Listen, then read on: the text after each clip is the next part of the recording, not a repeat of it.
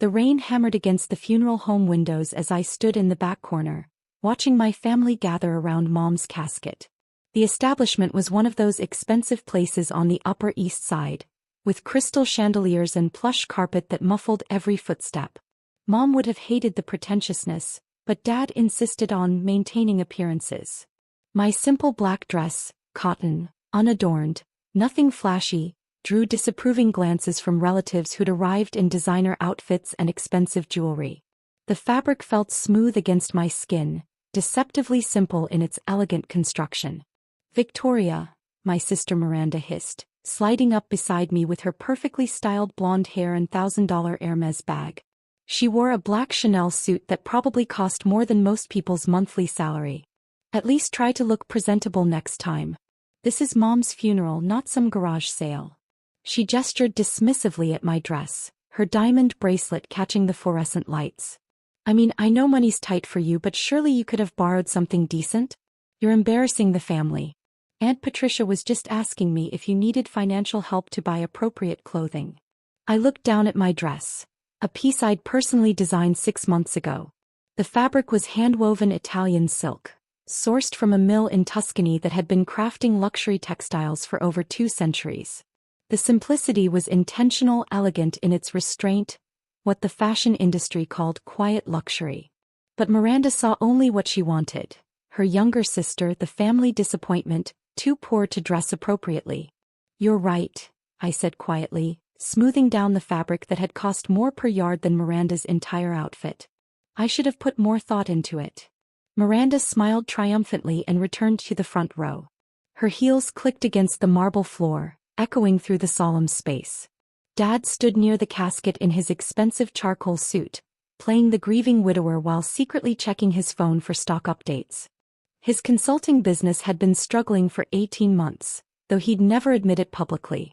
His clients were moving to younger, more innovative firms, but his pride prevented him from adapting to the changing market. My brother James whispered to his wife about the inheritance, assuming I couldn't hear them. He wore his best navy suit, the one he'd bought when promoted to regional manager at First National Bank. The promotion had come with dangerous confidence, leading him to make riskier loans and bend regulations. "Poor Victoria," James's wife Sarah murmured loud enough for half the room to hear. "Still working at that little boutique downtown. Maybe now that Mom's gone she'll finally get serious about her life." Sarah had never worked, supported entirely by James's banking salary and her grandparents' trust fund. She spent her days shopping and attending charity luncheons where she played at philanthropy without understanding the causes. I stayed silent, letting them believe what they needed. For 5 years, I'd carefully maintained the illusion of being the struggling younger daughter, working at a small fashion boutique, living in a modest apartment, driving a 10-year-old Honda Civic. The apartment was actually a penthouse I'd purchased through a shell company, designed to look modest while containing a sophisticated workspace where I managed my growing empire. The Honda was deliberate, reliable, invisible, perfect for moving through the city without attracting attention.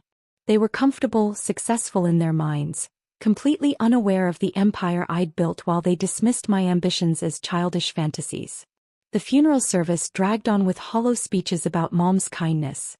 I remembered her differently.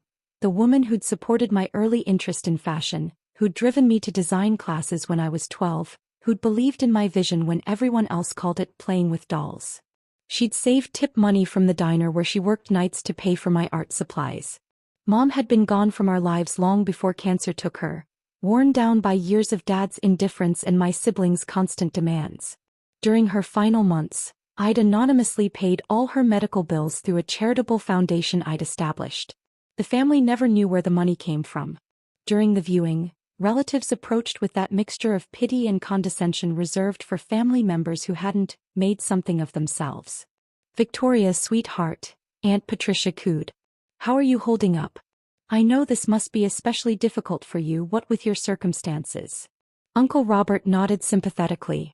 "If you need help finding a better job, I know people in retail management. Nothing glamorous, but steady work with benefits." Each offer felt like a small knife, twisted with good intentions and complete misunderstanding. They saw my quiet demeanor and modest appearance as evidence of failure, never considering that success might look different than their expectations. After the burial, the family gathered at Dad's house for the traditional meal. The house showed signs of deferred maintenance and financial strain: cracking leather furniture, carpet needing replacement, paint peeling where water damage had gone untreated. I helped serve food while Miranda held court in the living room, regaling everyone with stories of her modeling shoots and incredible opportunities. Her biggest contract was with Lumiere Fashion House, a mid-tier luxury brand specializing in accessible high fashion. The photographer said I had the perfect look for their new campaign, Miranda announced. Very natural, very authentic. They're launching a major advertising push next month, and I'm the face of the brand. She didn't mention the campaign's modest budget, or that Lumiere was struggling to compete with larger luxury brands. Her contract was worth $200,000 annually, decent money for a regional model, but hardly the fortune she implied. Did you see Victoria's dress today? Miranda announced loud enough for me to hear from the kitchen. I mean, I understand she's struggling, but there are limits to what's appropriate for family occasions. Several family members chuckled. Aunt Patricia shook her head sympathetically. That girl needs guidance. Maybe now she'll realize she can't keep pretending she's some kind of artist. I continued arranging sandwiches, my face neutral. The sandwiches were from an expensive catering company. I'd anonymously paid for the entire reception, knowing Dad couldn't afford the spread the family expected but would never admit to financial limitations. Let them talk. Tomorrow everything would change. The next morning I sat in my real office. Not the tiny boutique where I maintain my cover, but the executive suite on the 42nd floor of the Meridian Tower downtown. My corner office offered panoramic views of the city, with custom-designed furniture by Italian craftsmen who worked for European royalty. Floor-to-ceiling windows framed the cityscape like living artwork, and my assistant Sophia brought me coffee in a cup that cost more than most people's monthly rent. The coffee was from a small Jamaican plantation that produced fewer than £1,000 annually. The termination papers are ready, Miss Victoria, Sophia said, placing a leather folder on my desk. She was a London School of Economics graduate who spoke 4 languages fluently. Miranda Santos, exclusive contract with Lumiere Fashion House, effective immediately. I reviewed the documents. Miranda's modeling contract was about to disappear. She had no idea that Lumiere Fashion House was just one of 17 brands under my umbrella company, Apex Fashion Group. She'd bragged to the family about her big break 8 months ago. The contract termination had been carefully crafted by my legal team. Creative differences was vague enough to avoid lawsuits while damaging enough to make other agencies hesitant. In modeling, reputation was everything, and unexplained terminations raised career-ending questions. Also, Sophia continued, the financial team prepared reports on your family's situations. Your father's consulting firm is 3 months behind on office rent facing eviction. Your brother's bank is under federal investigation for loan irregularities with potential criminal charges. Miranda has been using her modeling income to cover significant credit card debt. I nodded, unsurprised. While they'd criticized my lack of ambition, I'd quietly observed their financial struggles. Dad's business had been declining for 2 years, but pride prevented him from admitting it. He'd lost 3 major clients to younger, more innovative firms. James had made questionable decisions, approving loans for friends and family who didn't meet standard criteria. Federal banking regulators had noticed the pattern and launched an investigation that could result in fraud charges. Miranda lived beyond her means, funding her lifestyle with credit cards, hoping her modeling career would solve everything. She owed nearly $60,000 across 8 cards. My phone buzzed with a text from Miranda. Just got to my shoot. This Lumiere contract is going to change everything. Maybe I can finally help you get a real job. Love you, sis. Face blowing a kiss. I smiled and set the phone aside. In 3 hours she'd discover her contract had been terminated. The industry was small and gossip-driven. Word would spread quickly. Other agencies would assume she'd done something wrong, making new representation exponentially more difficult. But I wasn't doing this from cruelty. My family needed to understand reality, their reality and mine. At 2:47 p.m. my phone exploded with calls. First Miranda, hysterical and confused. Then Dad, demanding to know if I had any connection to Miranda's career problems. Then James, convinced I was involved in the federal investigation of his bank. I let them all go to voicemail, listening with growing fascination. In their panic, they revealed more about their true circumstances than they'd ever admitted during years of casual conversations. Instead of returning calls, I headed to where everything started. Mom's boutique downtown. The same little shop where I'd maintained my cover, pretending to be another employee helping customers find affordable clothing. The boutique sat on prime real estate in the Arts District, a narrow storefront between a trendy coffee shop and art gallery. Most people saw it as a quaint business, barely profitable. They had no idea that the entire block, including the coffee shop, gallery, and 6 other buildings, belonged to me through shell companies. I unlocked the door and stepped inside, breathing in the familiar scent of fabric and possibility. This was where I'd tested early designs, learned what real customers wanted, built the foundation of everything that came after. The boutique's modest profits meant nothing compared to its value as market research. My phone rang. Miranda calling for the 6th time. "Victoria, please, I need to talk to someone. Something terrible happened. Lumiere Fashion House terminated my contract out of nowhere. They won't tell me why, just creative differences. I don't understand what I did wrong." Her voice was shaky, desperate. This was probably the first time her looks and charm hadn't solved a problem immediately. "I'm sorry to hear that," I said. "These things happen in the fashion industry. But I need this job. I have bills, payments. Maybe you could ask around? You work in fashion, right? Maybe someone at your little boutique knows someone." My little boutique. If only she knew that the woman she'd dismissed owned not just Lumiere Fashion House, but Meridian Designs, Apex Luxury, and manufacturing facilities in 12 countries. "I'll see what I can do," I said. "Thank you. And Victoria, I'm sorry about what I said yesterday. At the funeral. I was upset and I took it out on you. That wasn't fair." For a moment, I heard something genuine in her voice. The sister I'd grown up with before success and competition drove wedges between us. But the apology was motivated by need, not real understanding. That evening, Dad called. "Victoria, we need to talk. There are complications with the business. I might need to borrow some money to cover expenses while I sort things out." "How much money?" I asked. "Maybe 20,000? Just temporarily. I know you don't have much, but if you could take out a loan." $20,000. I'd spent more than that on the dress I'd worn to Mom's funeral. The simple dress Miranda had criticized. "I don't think I can arrange that kind of money," I said. "Right. Of course. We'll figure something out." The defeat in his voice was heartbreaking. He'd built his identity around being the successful patriarch. Admitting financial failure to his youngest daughter was devastating. The next day brought more calls. James needed legal representation. Miranda had been dropped by her agency and faced eviction. Dad's business was on the verge of bankruptcy.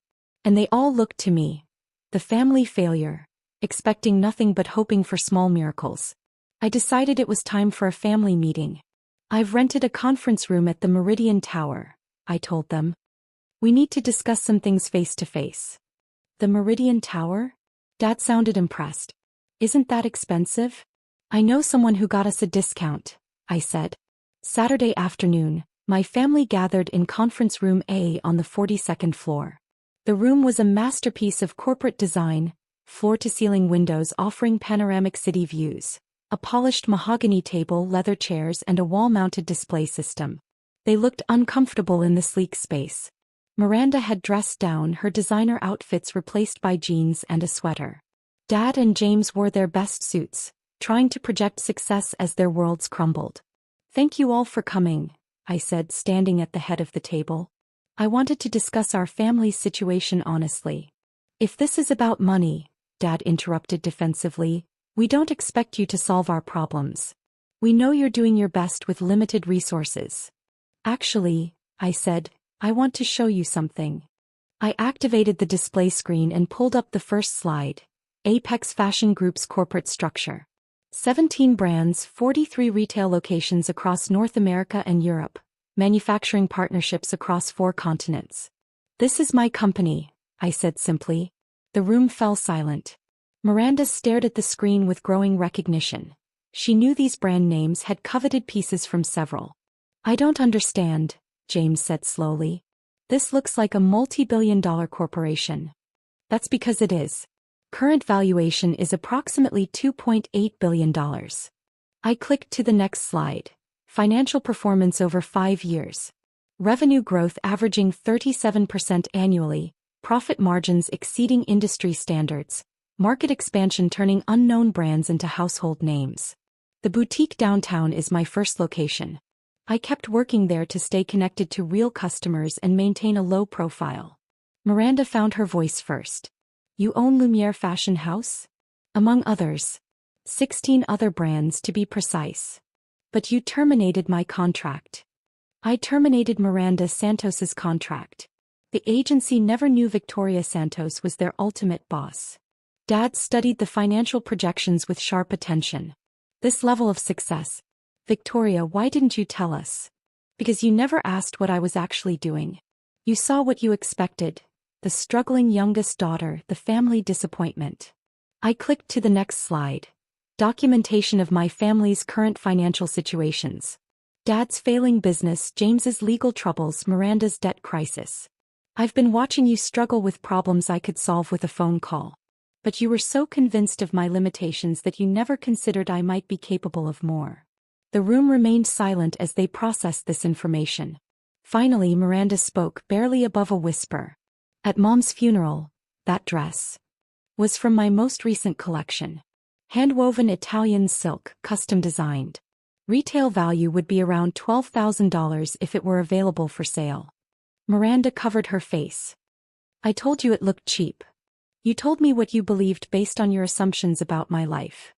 James was scrolling through his phone. Victoria, this says you're the youngest person ever to build a fashion empire of this scale. Forbes calls you the invisible titan. Forbes featured me on their cover 6 months ago. None of you mentioned seeing it. We don't really read Forbes, Dad admitted. I clicked to the final slide. A photo of our family at Mom's funeral. We stood around the casket, each isolated despite our proximity. Dad checking his phone, James whispering about money, Miranda posing even in grief, and me standing alone in my simple dress. Mom knew, I said quietly. Not the specifics, but she knew I was building something important. She was the only one who asked about my work, who listened when I talked about design and business strategy. The room felt heavy with unspoken regrets. What happens now? Dad asked. That depends on what you want. I can solve your immediate financial problems, all of them, with a single bank transfer. But I won't go back to being treated like the family failure. Miranda looked up, tears streaming down her face. I don't know how to apologize for this. For not seeing you. You can start by seeing me now. Really seeing me, not the version that fits your expectations. Over the next 2 hours, we began rebuilding our family relationships on truth instead of assumptions.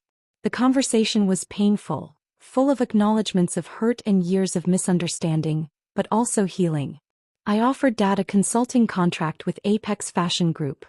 His business experience was valuable, just misapplied. James's banking expertise could help with international expansion once he resolved his legal issues. Miranda had genuine modeling talent, but more importantly, she understood fashion from a consumer perspective that could inform our marketing strategies. There's one condition, I said.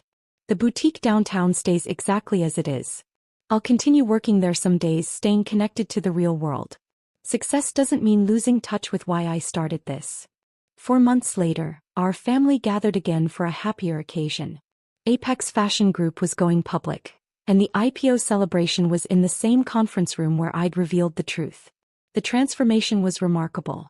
Dad had thrown himself into consulting work with renewed energy, helping revitalize 3 struggling fashion companies we'd acquired.